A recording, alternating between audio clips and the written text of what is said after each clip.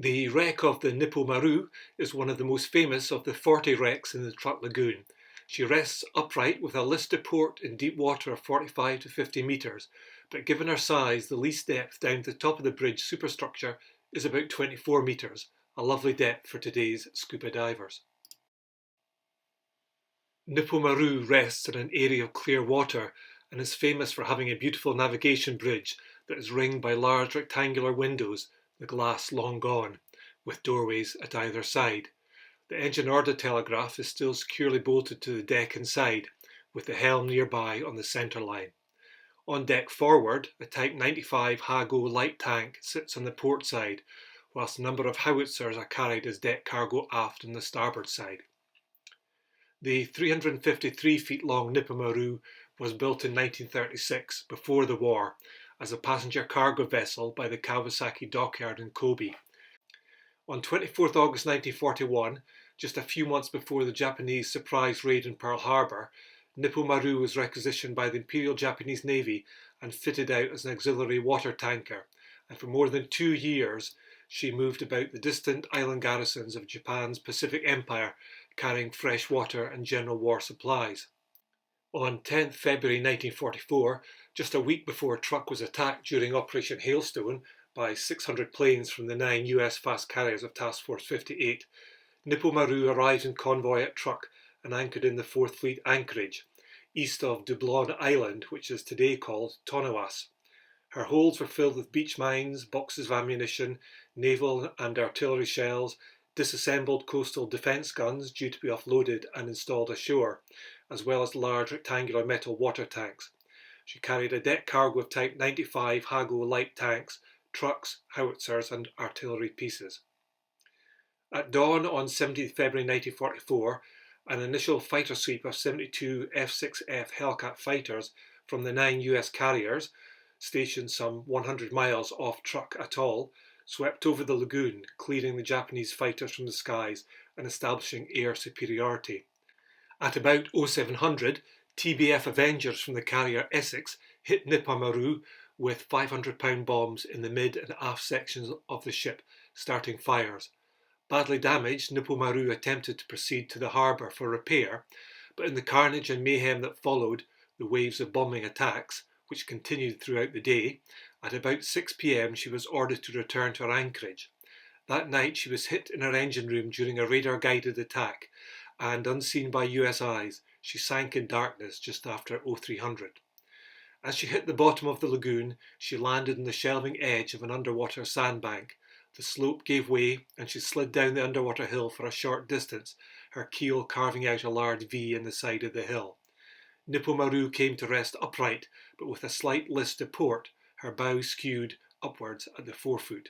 Sand and debris partly engulfed her port aft quarter.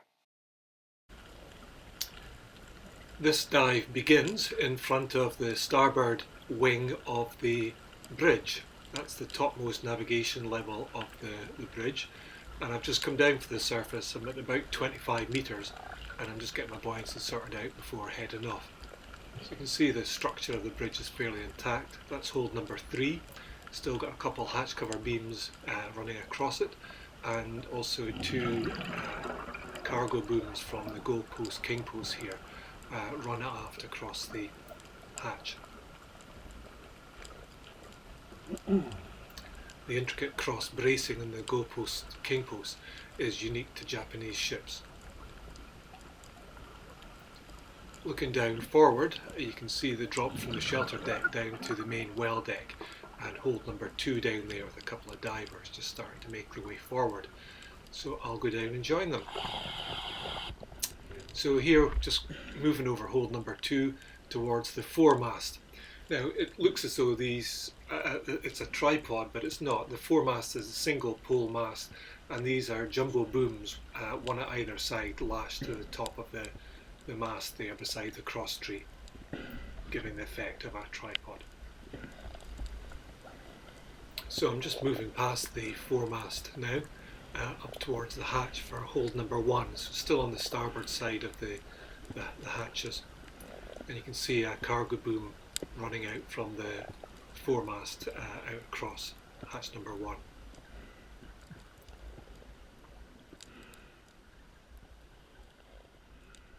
So the hatch cover beams are largely missing here. You can see the after one has dropped down into the hold there. It's just the coaming for the hatch I'm moving over just now.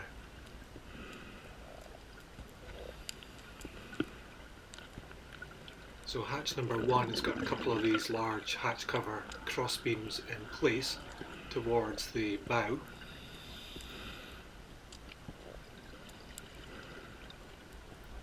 And this is just moving up towards the bulkhead into the forecastle spaces itself. There's a set of steps leading up to the forecastle deck.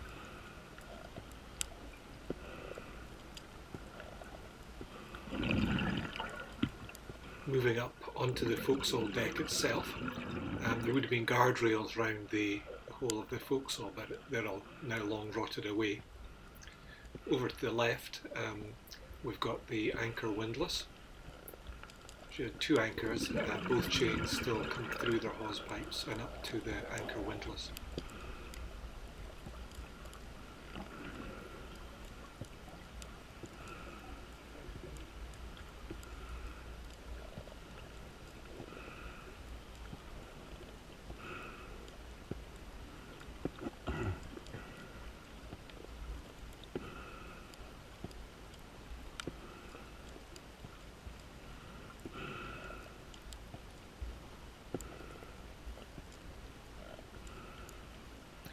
This is me now approaching the prow with the very tip of the bow.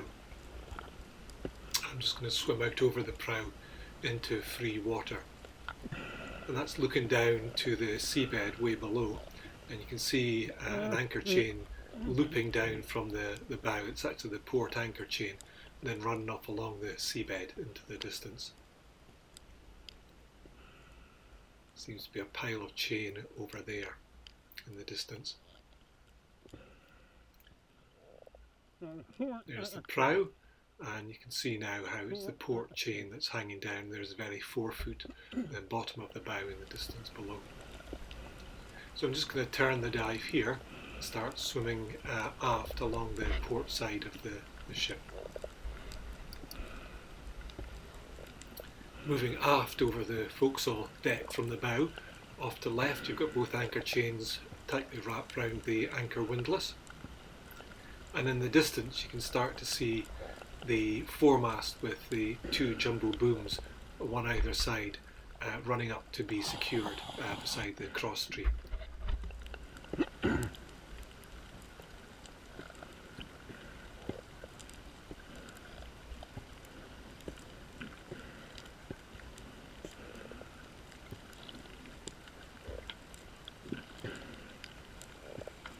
Leaving the forecastle deck, I'm now just dropping down to the main well deck. We've got hold number 1 off to the left with the various hatch beams, hatch cover beams. A couple are fully in place. This third one here is only half in place. It's been moved during the sinking process. And just half out over one of the bulwarks of the gunwale, you can see the chassis and tyres of a deck cargo truck.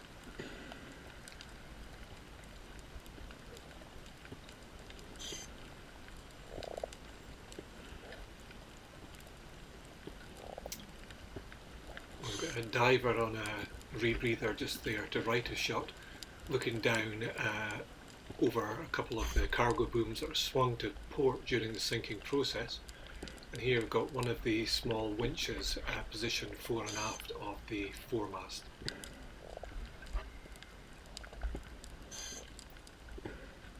Continuing to move aft, we've now got Ewan Rowell swimming towards that cargo boom.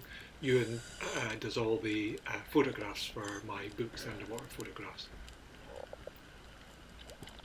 So just passing this cargo boom, there's a cargo winch just off to left of shot, and approaching the hatch for hold number 2. And looking forward, you've got a Type 95 Hago tank just sitting on deck as deck cargo.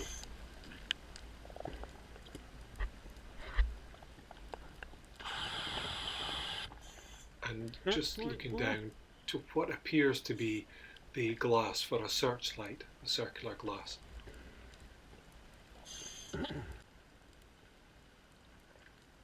This Type 95 Hago tank has no apparent barrel. The barrels were actually removable for replacement, and I suspect that this barrel's just simply been stored inside the tank when it was secured for shipping.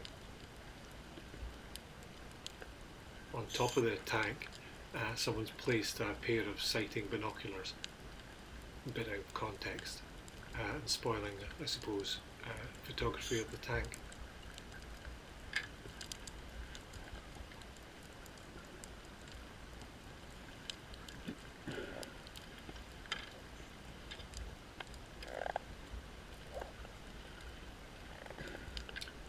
This is hold number 2, and I'm looking into it. You see these large rectangular water tanks at the base of it. Now the one in the middle has moved, so I suspect that one was empty or half empty when the ship sunk, because if these had been totally filled with fresh water, they would have been like lead weights at the bottom of the ship. They wouldn't have moved. So I suspect that that one's been half empty. Just some little portholes lining the front of the shelter deck bulkhead.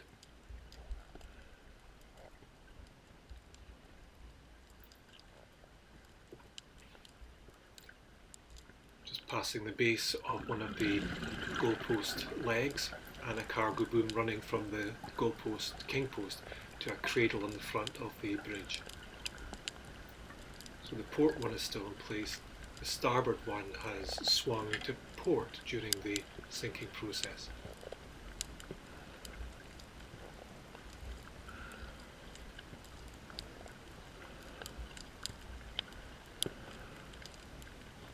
Just finning up over the port cargo boom. Tend not to go underneath these things too much in case anything falls. And just moving towards the port gunnel. And down on the seabed, that circular thing you can see, I think that's the base of an upside down anti-aircraft machine gun, the gun itself being buried in the sand. So that's a walkway down the port side of the superstructure at shelter deck level, just passing the port wing of the navigation bridge, and here we've got the port navigation lantern still in place.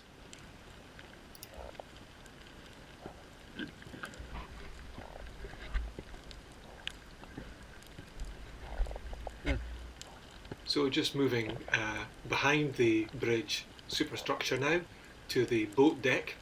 So we're looking at the single smokestack, which has fallen to port and is half out over the side of the ship now. The lifeboats would have been swung in these davits either side of the smokestack and engine room roof.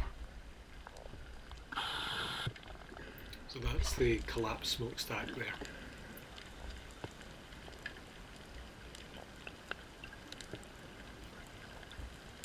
And there's a few of the davits in various states of being swung out, swung in.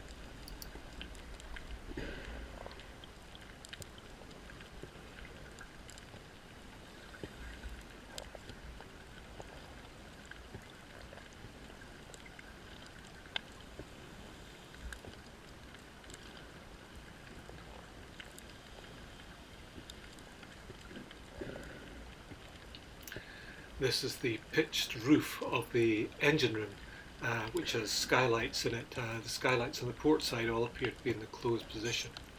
I think on the starboard side 1 or 2 of them are open and allow access down to the engine room. This is the end of the composite midship superstructure. So we're just passing over the end of essentially the engine room is down below there. And we're now looking at the after part of the hull of the ship. There's hold number 4, a large hatch, a number of divers milling around in it, and you can see it's got more of these rectangular water tanks down in it. This is the main mast towards the stern of the ship, and you can see that there are 4 cargo winches, 1 fore and aft on either side. Crosstree is still in place, and there's a bit of standing rigging still hanging down towards the port gunnel of the ship. All the cargo booms have swung out to port during the sinking process.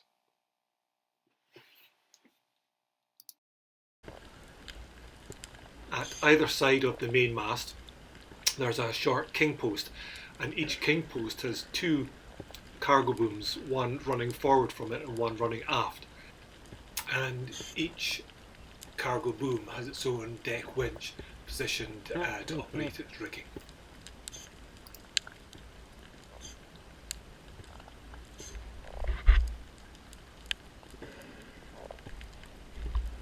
And now moving past the main mast, we come to the aftmost hold, number 5, which has got a large hatch with only one hatch cover beam left in it. The others have been blown away.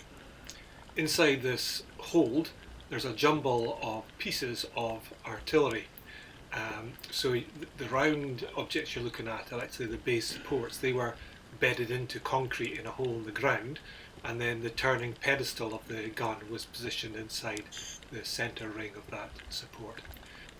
And in amongst the pieces of artillery foundation are the recoil and counter-recoil sections for their artillery weapon itself. Passing over hold number 5, we're now approaching the stern superstructure, or the poop deck house, which has got two open doorways facing forward in it, which allow access, and inside there you've got the steering gear. That's a large force-draft ventilator lying, it's just fallen to the deck there, and I'm just moving up now on top of the poop deck, and you can see how the hillside is basically engulfed the stern port quarter of the ship, which is now buried in this hill.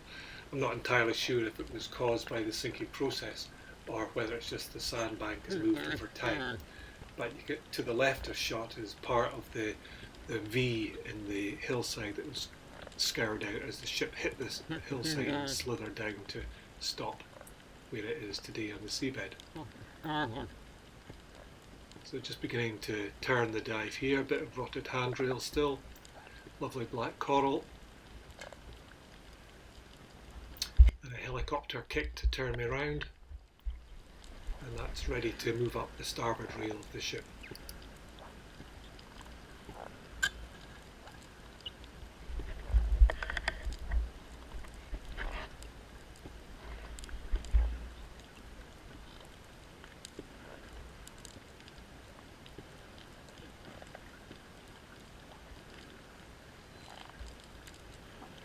Dropping down the fixed set of steps from the poop deck back down to the after well deck. You can see how good condition this ship is in basically. And just moving forward, these are the artillery barrels that were connected with the artillery foundation mounts and recoil mechanisms which are inside the hold itself, and the barrels are just being shipped as deck cargo. Moving forward up the starboard side, there's another force-draft ventilator, a mushroom force-draft ventilator. There's the main mast with the short king posts and 4 cargo winches, one fore and aft of each short king post.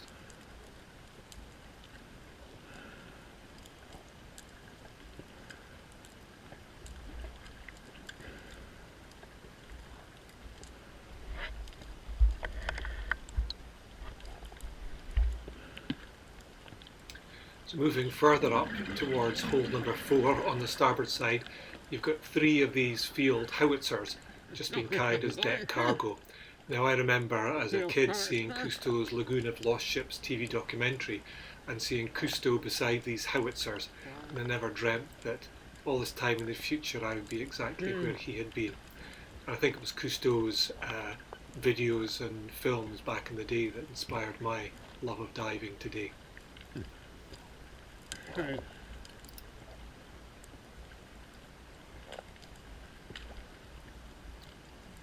I'm just beginning to approach the after bulkhead of the composite superstructure, so that doorway would lead in towards the engine room, and up to the right you can see steps leading up to a companionway walkway along the starboard side of the superstructure.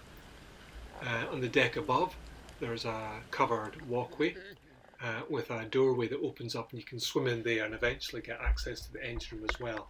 But it looks as though somebody's in there at the moment, so I'll just give that a miss today, and I won't go in and clutter up everything.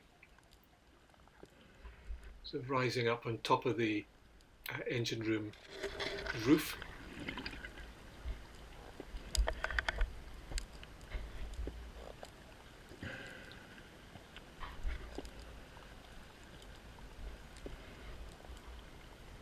Over to the left in the centre line, you've got the pitched roof of the engine room with a few of the skylights in the open position, and as is customary, there are 4 short ventilators, one at either side of this engine room roof, just to take forced draft and fresh air down to the engine room, which obviously got very hot. So will I go in there? No, well into deco already, and I've been down a long time, so we'll just give that a miss today. Leave it for another day and keep on heading back up towards the bridge and the line up to the surface to start my deco.